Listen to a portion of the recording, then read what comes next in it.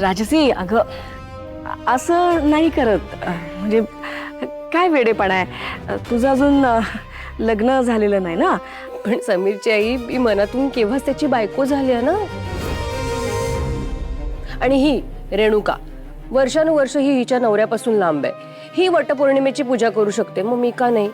राजसी तू मला दे जाऊ दे सोड. तिला कळत नाही ती काय बोलते ते. अगं तिकडे खूप बायका असतील आणि त्या तुला जर काही उलटसुलट बोलल्या तर तुला आवडणार नाही ना. आणि तुझ्या गळ्यात मंगळसूत्र कुठे? हट्ट करू नकोस हा. चला.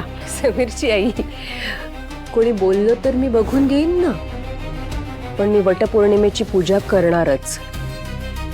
बघते मला कोण अडवतंय ते.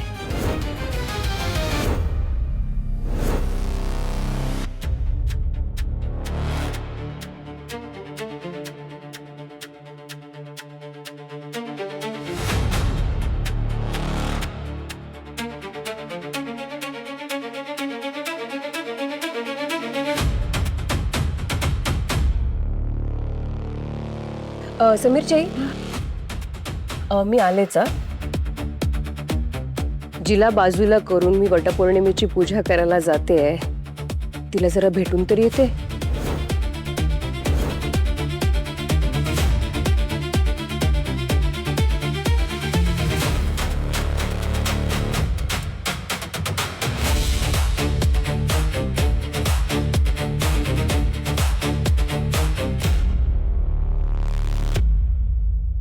दीदी आता खरंच तिची भीती वाटायला लागली. हा काय विचार करणं बंदच केले का हिने? झपाटल्यासारखं वागतेय नुसती. म्हणूनच जास्त धोकादायक वाटते मला. सांभाळून राहायला हवं.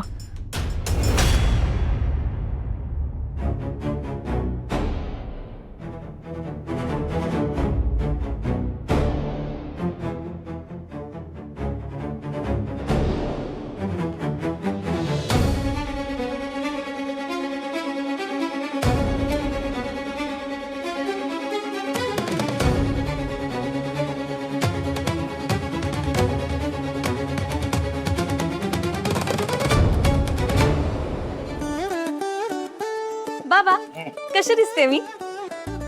अरे वा छान. तू पण चाललीस का वटपौर्णिमेला? हो. सगळं बघून घ्या. लग्न झालेल्या बायका कशी पूजा करतात सगळं व्यवस्थित बघून घे. कविता आता हिच्यासाठी सुद्धा एखादा मुलगा बघायला लागला आपल्याला. अगं बाई लाजली. आई बाबा तुम्ही पण ना. बाबा पूजवून आले की मी मदत करते तुम्हाला. हो, मदत लागेल तुझी मला.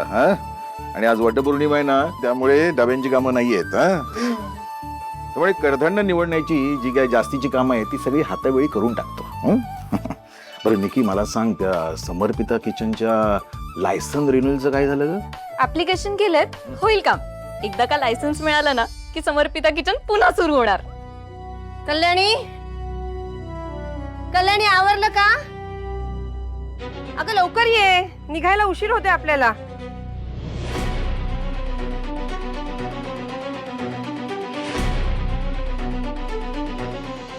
काय ग अजून तयार नाही झालीस? अगं पूजेला निघायचंय ना आपल्याला. आई मी ठरवलंय, फॉर्मॅलिटी म्हणून करायची असेल ना तर ही पूजा न केलेलीच बरी.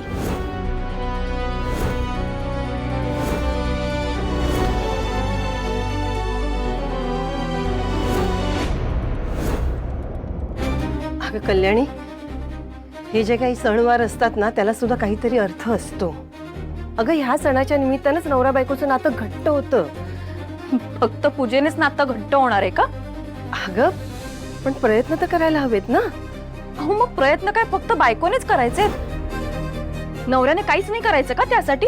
बघितलं ना कसा ठोंब्यासारखा बसलाय, काही बोलत नाहीये तो.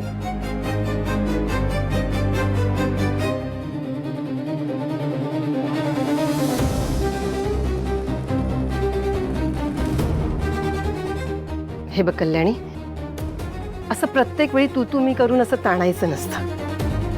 संसारात एकदा एकाने पडतं घ्यावं, एकदा एकाने. तडजोड करून संसार पुढे न्यायचा असतो ना. हे बघ, असं अडून बसू नकोस.